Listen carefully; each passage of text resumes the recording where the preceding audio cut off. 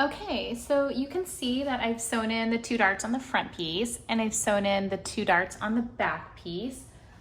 You might even notice, because it's all rumply there, the darts on the back are definitely bigger than the front. This one almost lays flat, but that's because we have a little booty.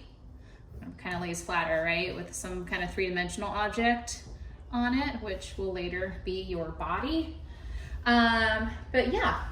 So once you get to this step, the next step is to sew one side seam together. And we're just gonna do one side seam so that then we can conduct a fitting. The other side seam will have the zipper.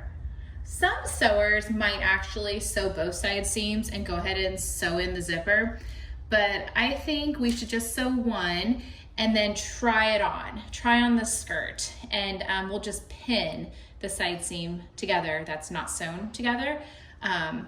And that way we can kind of get an idea to see if it's fitting our customer or ourselves, whoever's gonna wear it, if it is looking pretty close or if it's really off. And we can make changes at that point. And sometimes it's just a little bit easier to make changes before you put in the zipper.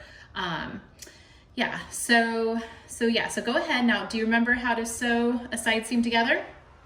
It's a seam. I think this is our first time really doing a seam. You're gonna sew 2 pieces of fabrics together, and you need to know what your seam allowance is. And again, in this pattern, the pattern I'm using, it's 5/8 inch, so just double check, that's what your pattern is too. You'll get our raw edges lined up, and you will pin it as well. So I'm gonna sew this seam to this one. So that means I will do right sides together. Okay, there we are. And lining up my raw edges.